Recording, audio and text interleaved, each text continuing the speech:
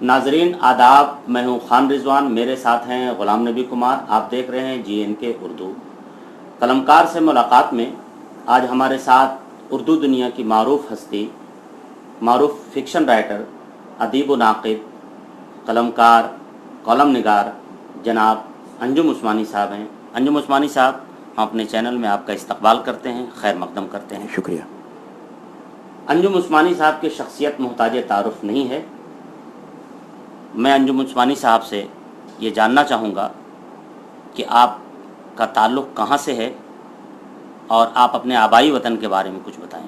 میں UP کے ایک مشہور قصبے دیوبند میں پیدا ہوا، وہی میرا وطن ہے. وہاں ایک بہت مشہور مدرسہ ہے جو اس وقت پورے عالم میں مشہور ہے، دارالعلوم دیوبند کے نام سے لوگ اس کو جانتے ہیں. وہیں میں نے پڑھا ہے. میرا خاندان پچھلے 300-400 سال سے دیوبند میں ہی رہتا ہے. دارالعلوم کے قیام میں بھی میرے خاندان کے بزرگوں کا، خاص طور پر میرے پردادا صاحب رحمۃ اللہ علیہ کا بڑا ہاتھ رہا ہے. اور ابھی تک اس نسل تک، یعنی پردادا صاحب رحمۃ اللہ علیہ سے لے کے اور میرے بعد تک میرے چھوٹے بھائیوں تک سب کسی نہ کسی طور دارالعلوم دیوبند سے وابستہ ہیں اور رہے ہیں، ابھی بھی ہیں. جسے ہم دارالعلوم دیوبند کہتے ہیں وہ دارالعلوم کے نام سے مشہور ہے، لیکن اس کا اصل نام جو ہے وہ ہے قاسم العلوم. اسی لیے آپ دیکھتے ہوں کہ بہت سارے لوگ جو ہیں وہ اپنے آپ کو قاسمی لکھتے ہیں. تو قاسمی وہ لوگ لکھتے ہیں جو دارالعلوم دیوبند سے فارغ ہوتے ہیں. وہ اصلاً قاسم العلوم سے فارغ ہیں، اس لیے قاسمی لکھتے ہیں. دارالعلوم تو عربی میں یونیورسٹی کو کہتے ہیں، کوئی بھی یونیورسٹی دارالعلوم کہلائے گی، لیکن اتفاقاً یہ قاسم العلوم جو ہے یہ دارالعلوم کے نام سے مشہور ہو گیا، اور اب تو پوری دنیا اس ادارے کو دارالعلوم دیوبند کے نام سے جانتی ہے. میری ابتدائی تعلیم بھی، بلکہ جتنی اعلیٰ تعلیم دارالعلوم دیوبند میں ممکن ہے میری ساری وہیں ہوئی. میں نے وہاں سے باقاعدہ سند فضیلت حاصل کی، فارسی میں، عربی میں، دینیات میں. اور اس کے بعد کچھ دن تک دارالعلوم میں ہی میں نے رسالہ دارالعلوم میں اور اہتمام میں 1-2 جگہ کام بھی کیا وہاں پر میں نے. اور وہاں سے فراغت پانے کے بعد میں اچھا ڈاکٹر صاحب، یہاں پہ جی معذرت چاہوں گا جی کہ دیوبند وہ علاقہ ہے جی جو پوری دنیا میں جی علم کی شمع روشن کر رہا ہے، جی جو قاسمی حضرات پوری دنیا میں الحمدللہ چھائے ہوئے ہیں. جی اور میں سمجھتا ہوں کہ ہندوستان میں جو علم کی شمع جلائی گئی اس میں دیوبند کا بڑا ہاتھ ہے. جی اور آپ کا تعلق اسی علاقے سے ہے، بلکہ اس قصبے سے ہے. جی آپ وہاں رہتے ہیں، ظاہر سی بات ہے آپ کا خاندان سینکڑوں سال سے وہاں مقیم ہے، آپ لوگ وہیں سے وابستہ ہیں. آپ اپنے علمی، آپ کا جو خانوادہ ہے، آپ اس پس منظر پہ کچھ اس پہ کچھ روشنی جی میں ڈالیں. عرض کر رہا ہوں. میں یعنی دارالعلوم کا حوالہ چل رہا ہے تو وہیں سے شروع کرتے ہیں. میرے پردادا صاحب رحمۃ اللہ علیہ دارالعلوم کے قیام سے پہلے، یعنی 1857 کے فوراً بعد جو حالات پیدا ہوئے، یہاں دلی کالج میں پڑھنے کے لیے تشریف لائے. مولانا مملوک علی نانوتوی ایک بزرگ تھے جو دلی کالج میں دینیات اور عربی کے پروفیسر تھے. ان کے 3 شاگرد تھے ایک ہی وقت میں، جس میں مولانا قاسم نانوتوی رحمۃ اللہ علیہ، جن سے دارالعلوم دیوبند کی نسبت کی جاتی ہے، اور میرے پردادا مولانا فضل الرحمن عثمانی رحمۃ اللہ علیہ، اور سر سید رحمۃ اللہ علیہ. یہ تینوں افراد جو ہیں یہ مولانا مملوک علی نانوتوی رحمۃ اللہ علیہ کے شاگرد ہیں. اور یہ جو روشنی آپ علم کی آپ کو 3 جگہ سے نظر آتی ہے، دیوبند سے، علی گڑھ سے، اور پھر آگے چل کر جامعہ سے، یہ اصل میں سارا منبع جو ہے یہ وہ دلی کالج کا فیض ہے، جس کے استاد تھے مولانا مملوک علی رحمۃ اللہ علیہ. اور مملوک علی نانوتوی رحمۃ اللہ علیہ شاگرد تھے شاہ عبدالعزیز صاحب رحمۃ اللہ علیہ کے. شاہ عبدالعزیز صاحب رحمۃ اللہ علیہ بیٹے اور شاگرد تھے شاہ ولی اللہ صاحب رحمۃ اللہ علیہ کے. تو ہمارے پاس جو کچھ ہے وہ شاہ ولی اللہ صاحب رحمۃ اللہ علیہ کی نسبت سے ہے، چاہے وہ دیوبند ہو، علی گڑھ ہو، یا بعد میں جامعہ ہو. تو میرے دادا یہاں سے پڑھنے کے بعد ان سب لوگوں کو، جو ایسے مسلمان تھے جن کی دانش مندی تھی، ان کو یہ خیال پیدا ہوا کہ ہم 1857 ہار چکے ہیں، سیاسی محاذ پر ہمارے شکست ہو چکی ہے، اب تہذیبی اور تعلیمی محاذ کو بچانا ہے. تو اس کے لیے انہوں نے باقاعدہ دیوبند جا کر اپنے بزرگ ساتھی کے ساتھ مل کر دارالعلوم دیوبند کا قیام کیا. علی گڑھ جا کر سر سید رحمۃ اللہ علیہ نے قیام کیا. اور ان دونوں اداروں نے پھر بعد میں ان کے ذریعے کتنے سارے ادارے وجود میں آئے. تو میرا یہ جو پس منظر ہے وہ یہ کہ میرے پردادا دارالعلوم دیوبند کے بانیوں میں سے ایک تھے. میرے دادا یعنی ان کے میرے پردادا کے جو بیٹے تھے ان میں کئی بہت نامور ہوئے, پوری دنیا میں ان کا نام مشہور ہوا. ان میں سے ایک کا نام تھا مولانا شبیر احمد عثمانی رحمۃ اللہ علیہ. ان کی تفسیر قرآن پوری دنیا میں آج بھی پڑھائی جاتی ہے, اور سعودی عرب نے ابھی 15 سال 20 سال پہلے 5-6 کروڑ کی تعداد میں اس کو چھاپا تھا, انگریزی میں اور اردو میں. وہ سب جگہ ہے میرے پاس ہی موجود ہے قرآن کریم کی تفسیر. اور وہ اصلاً شیخ الہند مولانا محمود رحمۃ اللہ کی لکھی تصویر ہے, لیکن 5 پارے بعد ان کا انتقال ہو گیا تھا تو مولانا شبیر احمد عثمانی رحمۃ اللہ علیہ نے پوری کی. اس کے بعد ان کے صاحبزادے تھے مفتی عزیز الرحمان عثمانی رحمۃ اللہ, جو میرے حقیقی دادا تھے. وہ ہندوستان میں دارالعلوم دیوبند کے سب سے پہلے مفتی تھے. وہ ہندوستان کے پہلے مفتی اعظم تھے, اور انہوں نے تقریباً 5-6 لاکھ فتاویٰ جاری کیے. ان کے فتاویٰ کی ایک بہت ہی مشہور اور طویل کتاب فتاویٰ دارالعلوم دیوبند کے نام سے بہت ساری اس کی جلدیں چھپ چکی ہیں اور ابھی چھپ رہی ہیں. وہ پوری کتاب جو ہے وہ پوری دنیا میں آج بھی فتاویٰ میں نظیر کے طور پر استعمال ہوتی ہے کہ بھئی ایسے حالات ہوئے تھے تو مفتی صاحب نے کیا فتویٰ دیا تھا, اس کو نکال کے دیکھا جاتا ہے. تو اس کتاب کو بہار کے ایک بہت بڑے عالم تھے مفتی ظفیر الدین صاحب رحمۃ اللہ علیہ, انہوں نے اس کو ترتیب دیا ہے. وہ کتاب جو ہے وہ اب تو مولانا ظفیر صاحب بھی نہیں رہے, اور یہ ابو بکر کی عباد جو ہے یہ ان کے والد تھے مولانا ظفیر صاحب, بہت اچھے عالم تھے.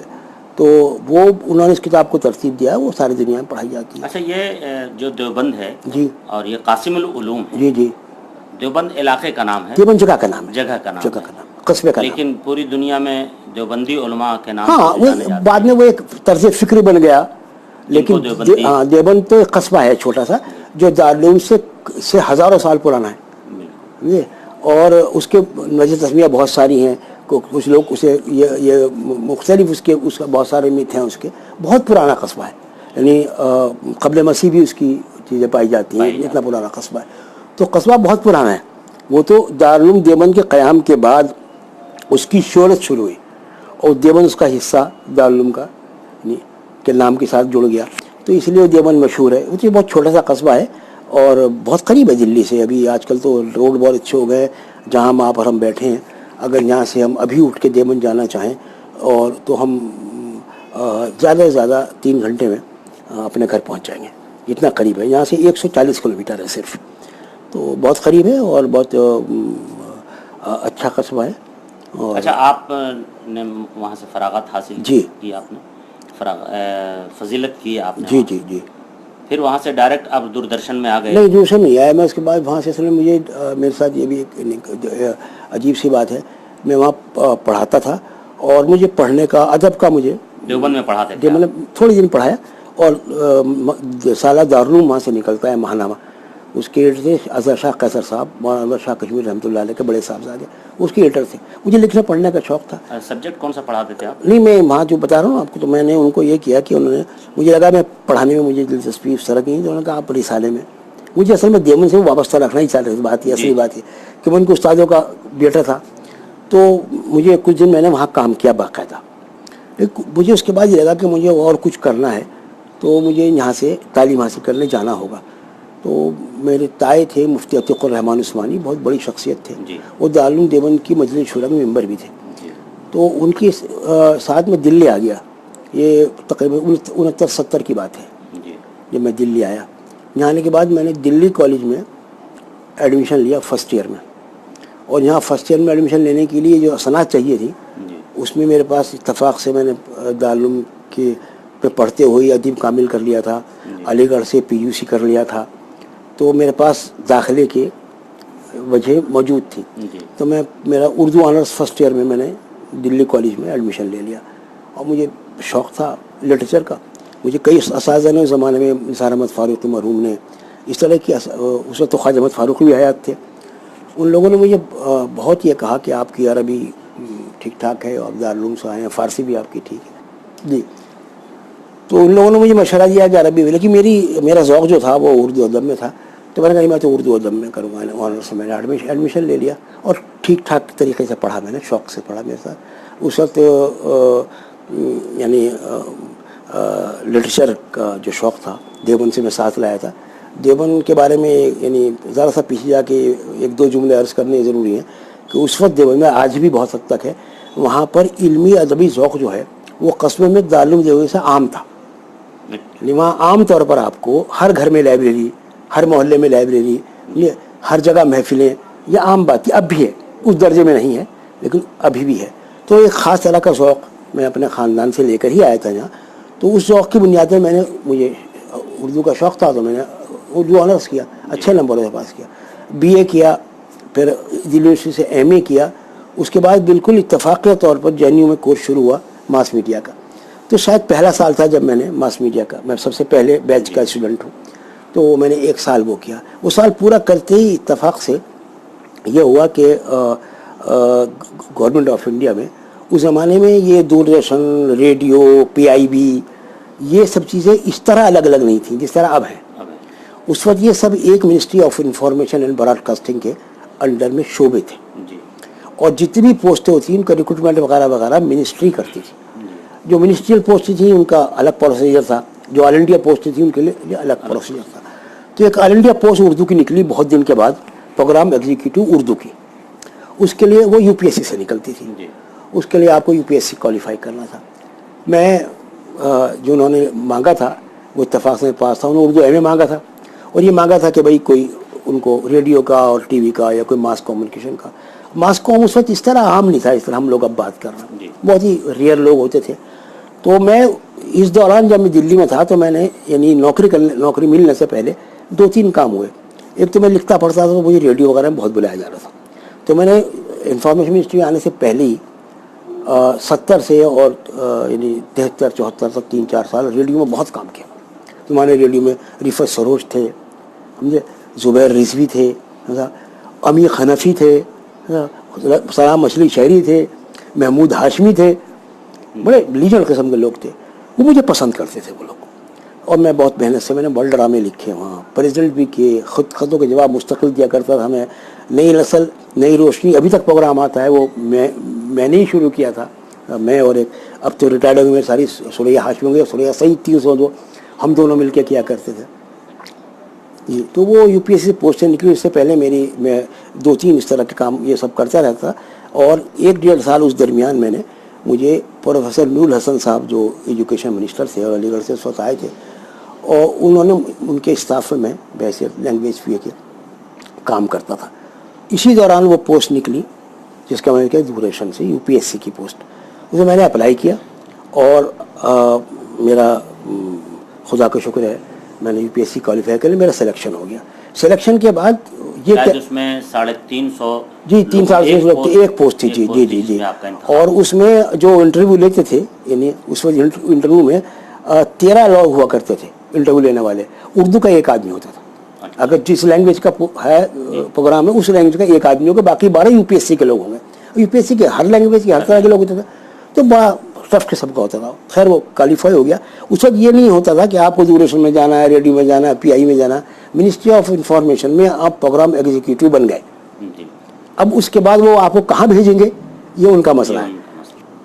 अच्छा अंजुम उस्मानी साहब, आप दूरदर्शन से वाबस्ता हुए तो आपने बहुत प्रोग्रेस किया, उसको बहुत सारे प्रोग्राम आपने लॉन्च किए और आपकी बेपनाह खिदमत हैं जिसके लिए कई उम्रों की ज़रूरत है। कई लोग मिल करके अगर उस काम को करें तो शायद वो नहीं कर सकते जो आपने अंजाम दिए हैं, जो हमारे देश पर, हमारे मुल्क पर और हम लोगों पर एहसान है और फ़ख्र है कि आप हमारे बीच में हैं और इतने बड़ा काम आपने किया है।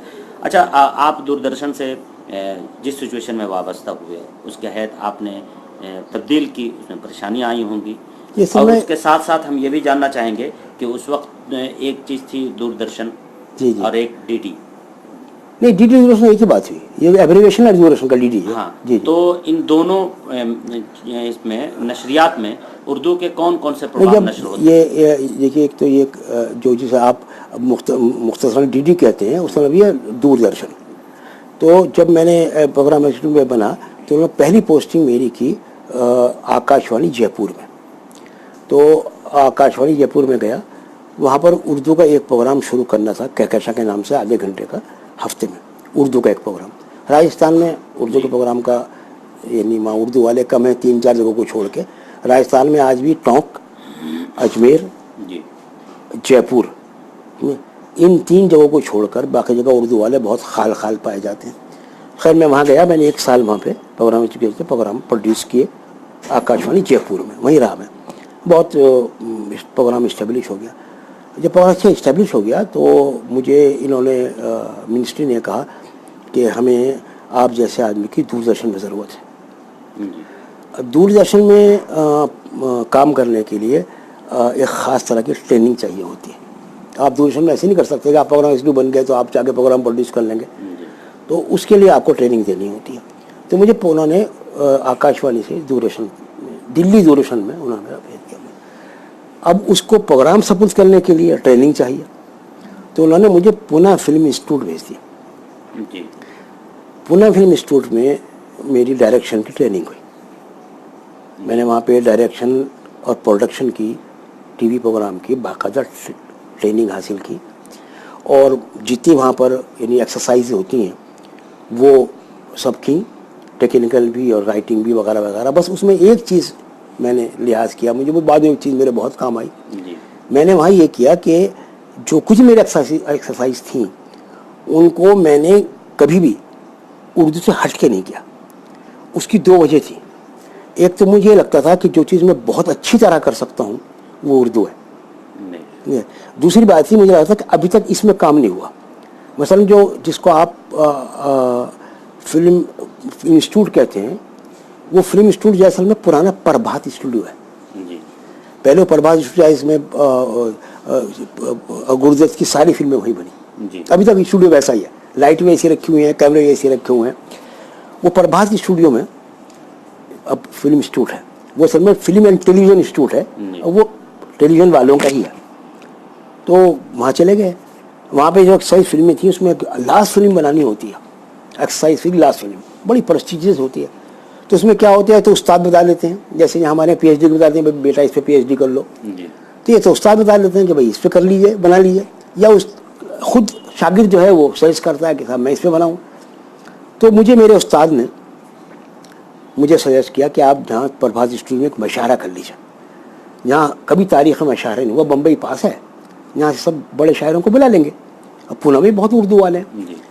تو مجھے ان کے فرمانے سے ایسا لگا، میں ان کا نام نہیں بتاؤں گا، بہت بڑے آدمی ہیں وہ، اور یعنی اب کیا بتاؤں میں، اب ان کا انتقال ہو گیا، اب خیال لگتا. گریش کرناڈ اس وقت ڈائریکٹر تھے.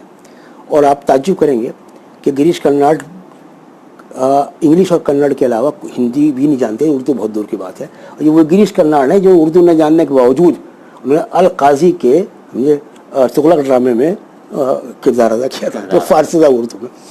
تو میں نے کہا صاحب میں تو ڈاکومنٹری بناؤں گا، میں شاعر نہیں کروں گا. میں نے بنائیے. اب دوسرا جو مجھے تھا وہ ان کے لیے پریشان کن تھا. میں صاحب میں بناؤں گا، اردو بناؤں گا. ڈاکومنٹریز یہاں بہت بن گئی ہیں، پر یہ اردو میں ڈاکومنٹری کیا ہوتی ہے، بننے کے بعد دیکھیں گے نا، بننے کے بعد دیکھیں گے. خیر وہ انہوں نے وہ بعد میری منظور کر لی، اور میں نے اردو میں ڈاکومنٹری بنائی. اور وہ ٹیلی ویژن کی تاریخ میں ویڈیو پر، فلم پر تو اس سے پہلے کافی بنی تھی، ویڈیو پر اردو کی پہلی ڈاکومنٹری ہے. میں نے آغا خاں محل کے نام سے ایک ڈاکومنٹری بنائی. آغا خاں محل ایک جگہ کا نام ہے پونا میں، جو پرنس آغا خاں محل کریم کا محل ہے. اس میں گاندھی جی کی، کستوربا گاندھی کی سمادھی ہے. گاندھی جی کو جیل کے طور پر اس میں رکھا گیا تھا، میوزیم ہے وہ پورا. اس پر میں نے وہ ڈاکومنٹری بنائی اردو میں. بہت کامیاب ہوئی، خوب چلی سب جگہ. اس کا سارک میں چلی، اس کے 7 ملکوں میں اس کا ٹرانسلیشن ہوا. اپنے آفس واپس آ گئے تو آنے کے بعد ظاہر ٹریننگ اس لیے دی گئی تھی کہ آپ پروگرام کریں گے. تو میرے جوائن کرنے سے بہت پہلے سے، چند سال پہلے سے ایک پروگرام ہوا کرتا تھا بزم کے نام سے. وہ ویکلی پروگرام تھا اردو کا. تو وہ پروگرام مجھے سپورٹ کر دیا گیا. اب جب میں نے اس پروگرام میرے ہاتھ میں آیا اور میں پچھلے پروگرام دیکھے تو مجھے اندازہ ہوا کہ اس کا صرف اردو، یہ کہہ رہے ہیں اردو پروگرام ہے، یہ فائل پر اردو پروگرام ہے، اسکرین پر یہ اردو پروگرام نہیں ہے. تو میں نے بہت ہی محنت کر کے، اور بہت اس زمانے کے جو بڑے اسکالرس تھے ان کے ساتھ مل کر، جیسے پروفیسر گوبیچند نارنگ، ڈاکٹر محمد حسن، پروفیسر قمر رئیس، اس طرح کے سب بڑے لوگوں کے ساتھ مل کر ایک پلاننگ کی. اور میں نے پروگرام کا رخ جو ہے اس کو تھوڑا سا موڑ کے ادب کی طرف کو کر دیا. کیونکہ میں نے یہ محسوس کیا کہ زبان جو ہے وہ ہماری زبان جو ہے وہ ادب میں پیوستہ ہے. تو بزم پروگرام اردو کا شروع کیا اور وہ آخری یعنی میرے ریٹائرمنٹ تک میں وہ کام بزم پروگرام کرتا رہا. وہ ویکلی پروگرام تھا. آہستہ آہستہ چند سال میں اس پروگرام کا معیار یہ ہو گیا کہ ایک تو وہ پروگرام اسپانسر ہو گیا, بہت ایڈ آنے لگے, بہت مقبول ہو گیا. ٹائم بھی اس کے اس وقت بڑے مناسب تھے. رات کو 8 بجے سے 8:28 تک آتا تھا اور 8:30 پر نیوز آتی تھی. تو بہت ویونگ تھی اس کی. اور ایک ہی پروگرام تھا پورے ہندوستان میں. بھائی ایک ہی چینل تھا دوردرشن, اسی کا ایک پروگرام تھا اردو کا بزم. اس میں ایک ہی آدمی کام کرتا تھا, انجم عثمانی. تو ہر اردو والے کو اسی جگہ آنا تھا گھوم پھر کے. تو دنیا سے کہیں سے آدمی آئے اردو کا, اس کو وہاں آنا ہے.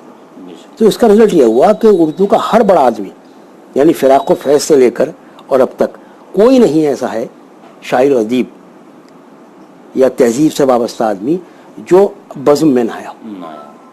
تو میں نے وہ تقریباً سمجھیے 30-35 سال پروگرام میں نے وہ کیا لگاتار.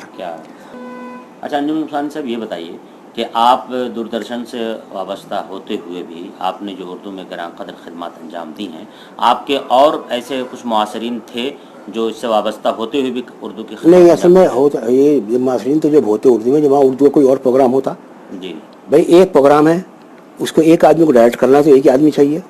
تو اردو کے وہاں بہت کم لوگ تھے کیونکہ پروگرام اردو کا اور تھا ہی نہیں. جی ہاں اردو جاننے والے ضرور ہوں گے, مثلا وہی انجینئرنگ میں ہوں گے, دوسرے ہوں گے, جب تک اردو نیوز بھی شروع نہیں ہوئی تھی. تو اس لیے اردو والوں کا معاصرین کا سوال نہیں. ریڈیو میں تو اسٹیبلش تھی, وہی اردو سروس تھی پوری جب بھی تھی.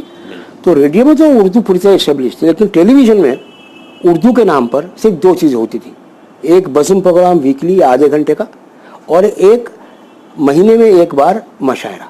یہ جب میں گئے ہوتا تھا, وہ مشاعرے کو بڑھا کے میں نے ہفتہ واری کر دیا. تو اردو والا تو ایک ہی تھا, اس لیے وہاں معاصر کا کوئی یعنی سوال نہیں اٹھتا. ہاں آگے چل کر جب DD اردو قائم ہوا, وہ بھی میرے ہی ہاتھوں ہوا.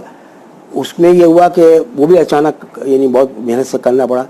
بوجود سیاسی وجوہ کی بنا پر پرائم منسٹر نے پارلیمنٹ میں اعلان کر دیا کہ ہم دوردرشن کا اردو چینل شروع کر رہے ہیں, اور تاریخ بھی دے دی. اب ظاہر ہے پرائم منسٹر نے وہاں کہہ دیا تو بات ختم ہو گئی, کرنا ہی ہے وہ. تو بہت کم وقت تھا. تو کشمیر کے ایک بہت اچھے براڈ کاسٹر ہیں, ابھی ہیں شہریار صاحب, ان کو بلایا گیا. تو شہریار صاحب آئے, میں بیٹھا, ہم دونوں نے مل کر وہ 1-1.5 سال میں وہ کام پورا کیا. پھر یہ DD اردو شروع ہوا. اس DD اردو کا جو سب سے پہلا پروگرام تھا وہ بھی میں نے ڈائریکٹ کیا. تو میرے ہاتھوں شروع ہوا اس طرح ہی. اس کے بعد میں نے وہاں 2 سال اور بھی کام کیا اور لوگوں میں. اب وہاں پر اردو والے یعنی اب کیونکہ پورا چینل آ گیا تو اب وہ اردو والے آئے. لیکن میں ان کو جو اردو والے آئے ہیں اس میں کمی یہ رہی کہ کیونکہ اردو والوں کے درمیان کوئی ایسا انسٹیٹیوشن نہیں تھا جامعہ کے ماس کمیونیکیشن کو چھوڑ کر کہ جو اردو والوں کو ماس میڈیا کے لیے تیار کر رہا ہو. تو جو ہم ٹیلی ویژن میں لوگ کام کرنے کے لیے آئے اردو والے, دراصل وہ صرف اردو والے تھے. ان کا میڈیا سے کوئی سیدھا تعلق نہیں تھا. انہوں نے یہاں آ کے سیکھا سارا. یہ کمی ہمارے یہاں رہی, جبکہ دوسری لینگویج کے ساتھ ایسا نہیں تھا. اچھا انجم عثمانی صاحب, اردو صحافت کی ابھی جو صورتحال ہے وہ بہت اچھی نہیں ہے. خواہ اخبار کے اردو اخبارات کے حوالے سے گفتگو کی جائے, رسائل و جرائد کے حوالے سے گفتگو کی جائے, وہ بہت دگرگوں حالات ہیں. اس کا کوئی معیار نہیں ہے, کوئی اسٹینڈرڈ نہیں ہے. آخر آپ تقریباً 50 سالوں سے 40 سالوں سے اردو صحافت کے میدان سے وابستہ ہیں. آپ نے سینکڑوں کالمز لکھے ہیں, اس پہ کتابیں آئی ہیں آپ کی. اس کی وجہ کیا ہے آج کی جو صورتحال؟ دیکھیے یہ جو آپ کا سوال ہے, یہ اس پہ بھی میں تھوڑی سی بات کروں گا. ایک تو یہ کہ جب آپ صحافت کہتے ہیں, خاص طور میرے تعلق سے, میں اس طرح کا صحافی نہیں ہوں جس طرح کا صحافی اخبار کا ہوتا ہے. میں جسے آپ صحافت کہہ سکتے ہیں, میں نے دیوبند میں تو وہ میرا تھوڑا سا صحافتی حصہ ہے. وہ دلی آنے کے بعد میں نے جو کچھ کیا ہے اس میں ادب کا حصہ بہت پہ میرا وقت زیادہ خرچ ہوا, اور میں کہانیاں لکھی, میں نے میرے کئی مجموعے آئے. اور جیسے صحافت آپ کہتے ہیں, کیونکہ میں یہ سمجھتا ہوں جب آپ صحافت کہتے ہیں تو آپ کے ذہن میں ایک چیز ضرور ہوتی ہے, وہیں سے جوڑ لیں گے. اوکے, تو اس تو ان معنوں میں صحافی نہیں. ہاں یہ ضرور ہوا کہ کہ میں نے چوتھی دنیا کے لیے 2 سال تک 100 کالم لکھے، لیکن میں اس کو بھی اس معنی میں صحافت نہیں سمجھتا، کیونکہ کوئی بھی موضوع میرا سیاسی نہیں تھا. مجھے سیاست سے بہت بالکل دلچسپی نہیں اتنی تھی کہ عام آدمی کو ہو سکتی ہے. تو میں بالکل میرا کوئی نہ کوئی اس طرح کا سیاسی ویژن ہے کہ میں لکھوں.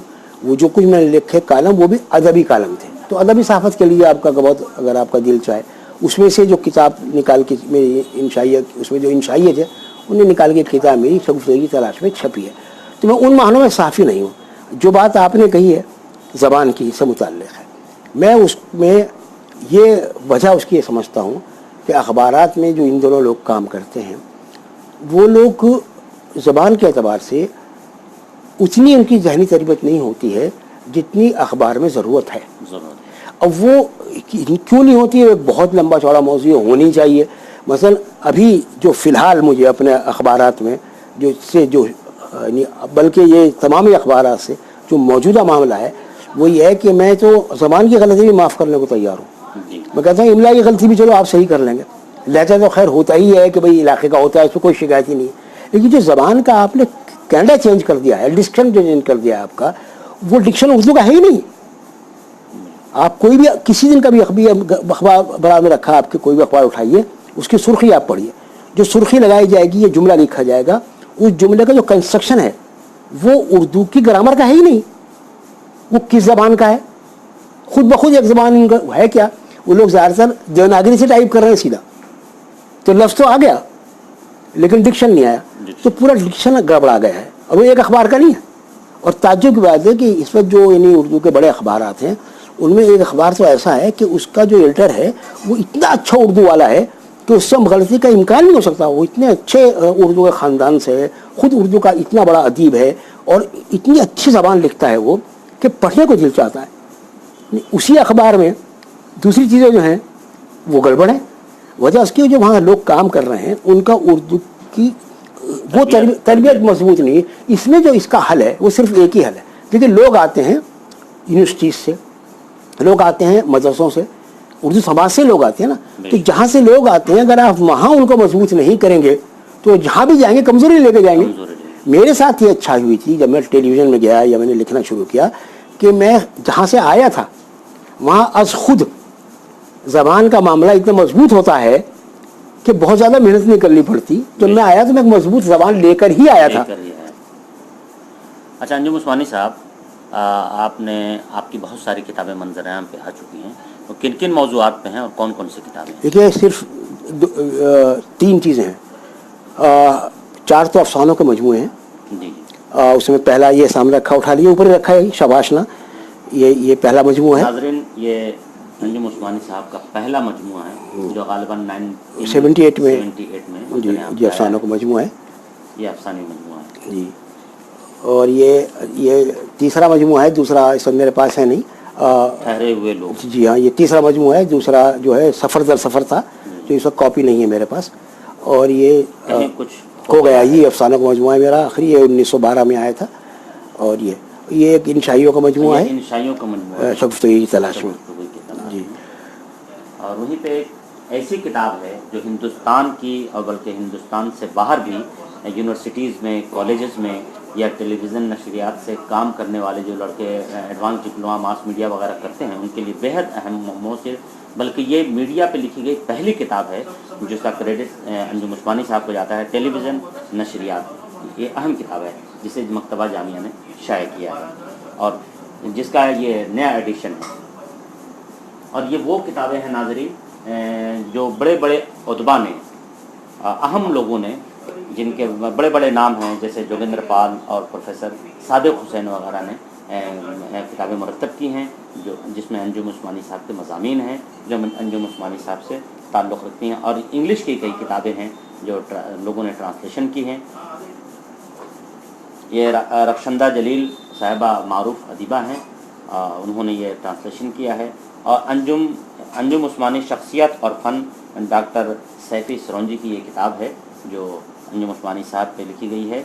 انجم عثمانی کے افسانے اور تجزیے یہ ڈاکٹر عقیل احمد نے اسے ترتیب دیا ہے. اس اعتبار سے ہم دیکھیں تو انجم عثمانی صاحب کی ہمگیر شخصیت ہمارے سامنے ابھر کر آتی ہے. انجم عثمانی صاحب کا تعلق صرف ٹیلی ویژن سے نہیں ہے، صرف میڈیا سے نہیں ہے، بلکہ ایک ایسی شخصیت ہے جس نے ادب کے اہم اور خاص گوشوں پہ جنہوں نے کام کیا ہے اور قابل قدر کام کیا ہے۔ ناظرین، انجم عثمانی صاحب کی ان کتابوں پر ہندوستان کی مختلف اکیڈمیز نے اور مختلف اداروں سے کئی ایوارڈز انہیں دیے گئے ہیں۔ اور گیان زیل سنگھ جو صدر جمہوریہ تھے، قومی یکجہتی ایوارڈ ان کے ہاتھوں سے انہیں دیا گیا۔ دلی اردو اکیڈمی نے فکشن کا ایوارڈ انہیں عطا کیا، اور یو پی اردو اکیڈمی نے قرۃ العین حیدر ایوارڈ سے نوازا۔ ناظرین، اسی کے ساتھ ہم انجم عثمانی صاحب سے یہ پوچھنا چاہیں گے کہ آپ اتنے اہم عہدے پر ہوتے ہوئے اتنے تجربات ہیں آپ کے پاس، اس وقت ان تجربات کا یوز کہاں کر رہے ہیں اور کیا مصروفیات ہیں آپ کی؟ جی، اچھا یہ ہوا، اللہ کا شکر ہے کہ جب میں ریٹائرڈ ہوا تو 2 سال تو مجھے دوردرشن نے کہا کہ نہیں ہمیں ضرورت ہے، تو میں وہاں ایز اے ایڈوائزر کام کرتا رہا۔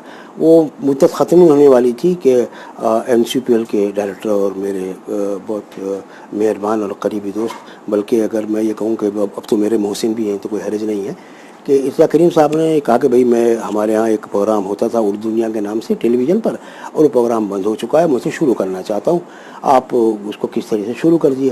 میری ان سے دل میرا ان سے ملا ہوا ہے، میرے دوست ہیں وہ، تو انہوں نے مجھے کہا، میں نے فوراً مان لیا، اور ایک دن سے میں نے وہ کام شروع کر دیا۔ اور وہ پروگرام جو ہے وہ اب یعنی ہر سنیچر کی رات کو 8 بجے اردو دنیا کے نام سے ٹیلی کاسٹ ہوتا ہے۔ اسے ٹی وی 18 اردو، جو پہلے ای ٹی وی اردو تھا، وہ اس کو پروڈیوس کرتا ہے، اور NCPL جو ہے وہ اس کا پیسہ ہوتا ہے، یعنی پالیسی اور پیسہ وغیرہ سب NCPL کا ہے، اور وہ لوگ پروڈیوس کرتے ہیں۔ اس کا میں ایڈوائزر ہوں پچھلے کئی سال سے۔ وہ ہر ہفتے پروگرام آتا ہے، وہ پروگرام کیسے بنے گا، کیا ترتیب ہوگی، کون لوگ ہیں وغیرہ وغیرہ، ایک قومی کونسل نے ایک پالیسی دی ہوئی ہے، اس پالیسی کے اندر کام کرنا ہوتا ہے۔ تو ارشاد کریم صاحب نے اس پروگرام کو دوبارہ سے شروع کرایا، بند ہو گیا تھا، اور شروع اس طرح کرایا کہ مجھ سے کہا کہ آپ شروع کیجئے، تو اللہ کا شکر ہے کام ہو گیا، اور خدا کا شکر ہے وہ کام ابھی بھی جاری ہے۔ اور وہ ایک طرح کی یعنی اتنا اچھا کام ڈاکٹر ارشاد کریم نے شروع کرا دیا ہے کہ آپ کے پاس ایک ویڈیو میں آپ کے پاس ایک پوری دستاویز جمع ہو گئی ہے اردو کونسل کے سارے ایکٹریز کی، اور اردو کونسل جو کام کراتی ہے ان کی، اور اس کی کونسل کے ذریعے جو کام ہوتی ہے، مثلا ان کے سینٹر ہیں، سینکڑوں سینٹر ہیں کمپیوٹر کے، ان سینٹرز پر پروگرام بنتے ہیں۔